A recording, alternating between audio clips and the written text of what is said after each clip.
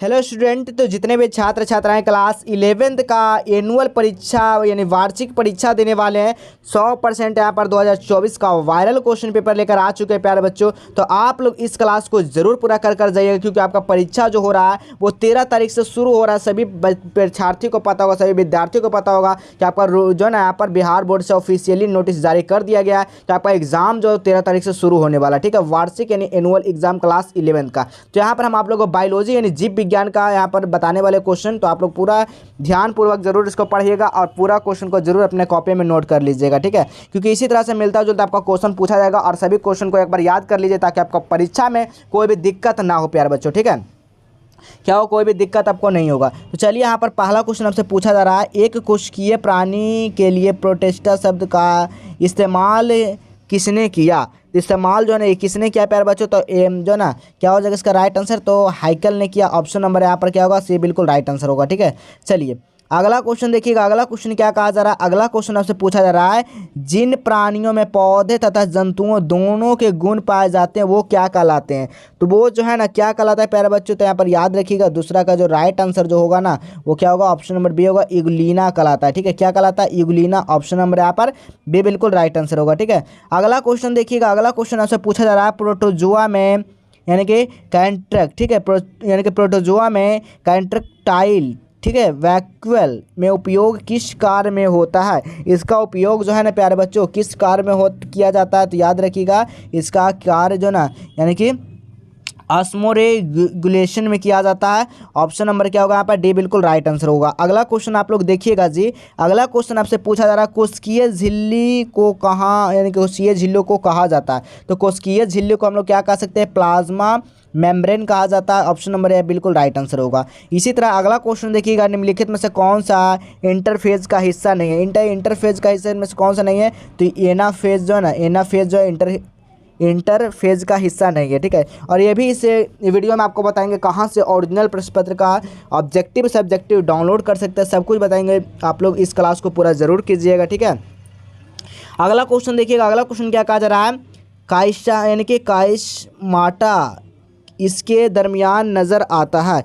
काइशमाटा जो है ना इसके दरमियान यानी कि किसके दरमियान नज़र आता है जी, तो याद रखिएगा यानी कि डिप्लोटिन के लिए जो दरमियान नजर आता है ना। ठीक है, अगला क्वेश्चन देखिए, निम्नलिखित में से कौन सी प्रक्रिया समसूत्री विभाजन से जुड़ा हुआ है। तो इसमें से समसूत्री का विभाजन किससे जुड़ा हुआ है, तो कैरियोकाइन यानी कि काइनेसिस से जुड़ा हुआ। ऑप्शन नंबर यहाँ पर क्या होगा, डी बिल्कुल राइट आंसर होगा। अगला क्वेश्चन देखिए, निम्नलिखित में से कौन सा संयोजी ऊतक का एक प्रकार है।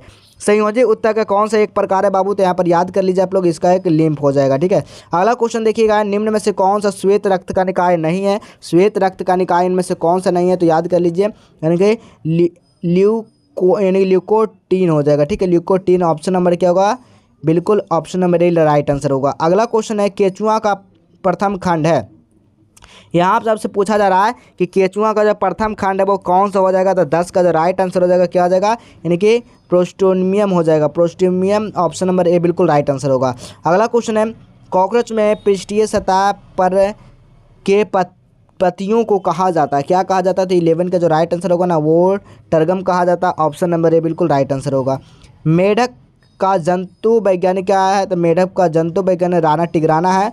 ऑप्शन नंबर यहाँ पर बी बिल्कुल राइट आंसर हो जाएगा। खरगोश में नहीं पाया जाता बाबू, तो खरगोश में से क्या नहीं पाया जाता है, तो कैनाइन जो है ना नहीं पाया जाता है। ऑप्शन नंबर यहाँ पर बी बिल्कुल राइट आंसर होगा।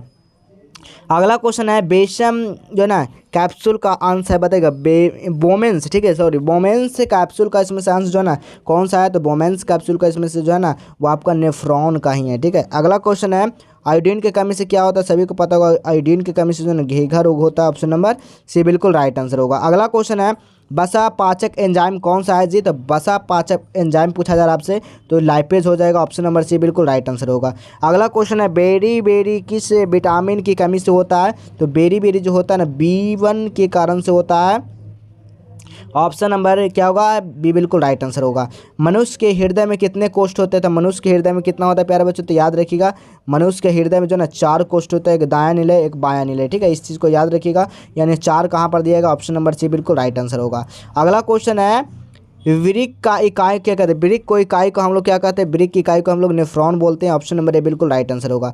अगला क्वेश्चन है, मानव में रुधिर का पीएच मान कितना होता है। तो मानव में रुधिर में जो पीएच मान होता है वो यानी कि कितना होता है, ब्लड का जो रुधिर मतलब क्या हुआ यहाँ पर ब्लड, ठीक है। तो ब्लड का बात किया जा रहा है तो ब्लड का रुधिर यानी कि इसको जो हो जाएगा 7.4 पीएच मान हम लोग का होता है, ठीक है। याद रखिएगा ऑप्शन नंबर यहाँ पर ए बिल्कुल राइट आंसर होगा। अगला क्वेश्चन है, स्तनधारी में लाल रुधिकाएँ कण कहाँ बनती है। तो स्तनधारी में लाल रुधिर ब्लड जो बनता है वो ब्लड सेल्स जो बनता है वो कहाँ पे बनता है। तो याद रखिएगा कैश का जो भी आंसर क्या दे रहे हैं, अस्थिमज्जा में बिल्कुल उनका राइट आंसर हो जाएगा। अगला क्वेश्चन देखिएगा, द्विपद नाम, ठीक है, द्विपद नाम पद्धति किसने प्रतिपादन किया।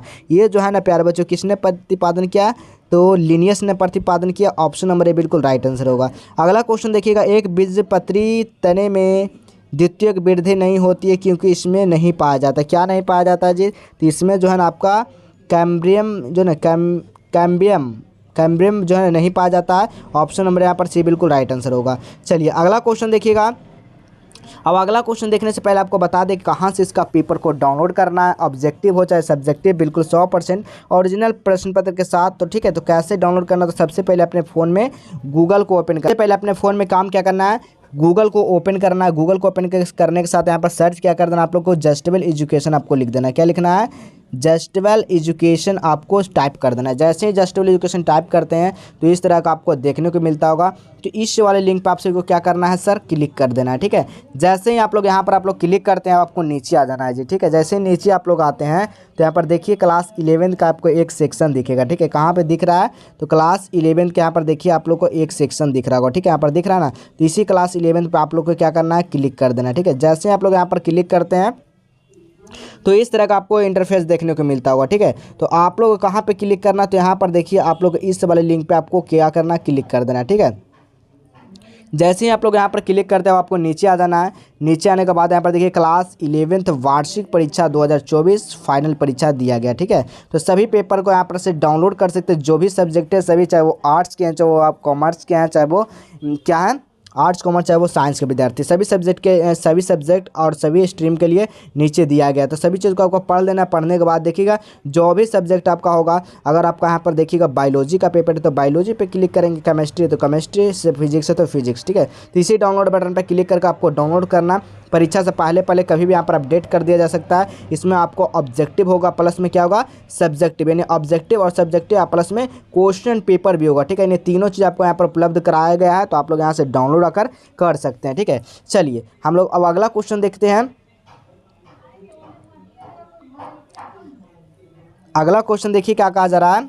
अगला क्वेश्चन की ओर चलते हैं। अगला क्वेश्चन कहा जा रहा है कि रेड डाटा बुक में शामिल है। रेड डाटा बुक में क्या शामिल है प्यारे बच्चों, तो रेड डाटा बुक में शामिल है इनमें से सभी जो ना दुर्लभ पौधों की सूची, इसमें से ये भी विलुप्त हो रहे हैं पौधों की सूची, यानी सभी, यानी ऑप्शन नंबर क्या होगा, डी बिल्कुल राइट आंसर होगा। अगला क्वेश्चन देखिएगा, किसी वृक्ष की उम्र जानने के लिए अच्छी विधि क्या होता है प्यारे बच्चों, तो इसका राइट आंसर क्या होगा, वार्षिक भलाई की गणना करके, ठीक है। अगला क्वेश्चन है, सहकोशिकाएँ पाई जाती है। सहकोशिकाएँ जो पाई जाती है वो कहाँ पाई जाती है जी, तो याद रखिएगा वो जो पाया जाता है फ्लोएम में पाई जाती है। ऑप्शन नंबर यहाँ पर डी बिल्कुल राइट आंसर होगा।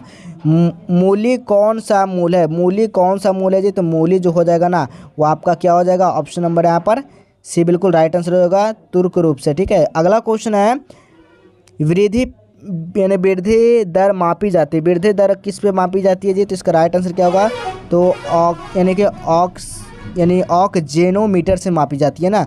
ऑप्शन नंबर क्या होगा यहाँ पर बी बिल्कुल राइट आंसर होगा। अगला क्वेश्चन देखिएगा, कवक में किस प्रकार का पोषण होता है, तो कवक में जो है ना किस प्रकार का पोषण होता है बाबू, तो याद रखिएगा पर पोषण होता है। अगला क्वेश्चन है, श्वसन मूल किस पौधे में पाया जाता है जी, तो श्वसन पौधा मूल जो रूप से जो ना यानी कि राइजोफोर में पाया जाता है। अगला क्वेश्चन है, प्रकाश संश्लेषण में हरे तरह का तरंगधार के सौर ऊर्जा का जो प्रयोग किया जाता है वो कितना एनएम पर किया जाता है, तो 400 से 700 एनएम पर किया जाता है। ऑप्शन नंबर ए बिल्कुल राइट आंसर हो जाएगा। अगला क्वेश्चन है, जीवाणु श्वसन क्रिया कहाँ होती है, तो ये आपसे पूछा गया था। 32 का राइट आंसर क्या होगा, तो मांसपेशिया में होता है। विषाणु में होता क्या होता है, विषाणु में आपका क्या होता है प्यारे बच्चों, तो न्यूक्लियस अम्ल एवं प्रोटीन होता है, ठीक है। ऑप्शन नंबर यहाँ पर सी बिल्कुल राइट आंसर होगा। चलिए अगला क्वेश्चन देखिएगा, 34 नंबर क्वेश्चन, अगर प्राप्त होता तो क्या होता, अगर प्राप्त होता तो जेलेडियम से होता है। अगला क्वेश्चन देखिए, निम्नलिखित में से सूक्ष्म पोषक है कौन सा, इसमें से सूक्ष्म पोषक है ये, तो एमिन सूक्ष्म पोषक है, ऑप्शन नंबर यहाँ पर सी बिल्कुल राइट आंसर होगा। अगला क्वेश्चन देखिएगा, वेवीएस स्टेशन का अंतिम उत्पाद क्या है, तो 36 का जो राइट आंसर होगा वो कार्बन डाइऑक्साइड, तो जल हो जाएगा, ऑप्शन नंबर डी बिल्कुल राइट आंसर होगा। अगला क्वेश्चन देखिएगा, C3 पौधे में CO2 कौन ग्रहण करता है, तो 37 का जो राइट आंसर होगा वो RUBP होता है, ऑप्शन नंबर यहाँ पर बी बिल्कुल राइट आंसर होगा। अगला क्वेश्चन है, निम्नलिखित में से कौन सा नाइट्री फंगल बैक्टीरिया है, तो 38 का राइट आंसर क्या होगा, तो यहाँ पर ऑप्शन नंबर क्या होगा, डी बिल्कुल राइट आंसर हो जाएगा। ठीक है, तो इसी तरह देखिए यहाँ पर सारा प्रश्न दिया गया, तो आप लोग यहाँ पर हम लोग 40 प्रश्न को देखे हैं, तो आप लोग इस पूरा प्रश्न को जरूर याद कर लीजिएगा और इसी तरह का आपका परीक्षा हॉल में पूछा जाएगा। ठीक है, और आप लोग को अगर पेपर को डाउनलोड करना हो तो गूगल पर जाकर सर्च करना होगा, आपको जस्टेबल एजुकेशन आपको सर्च करना होगा। ठीक है, क्या सर्च करना होगा, जस्टेबल एजुकेशन सर्च करना होगा, फिर क्लास 11th वाला पे सेक्शन पे आपको जाना होगा। ठीक है, तो वहाँ से आप लोग सारा पेपर को डाउनलोड कर सकते हैं। तो चलिए इसी तरह मिलेंगे हम लोग अगले नए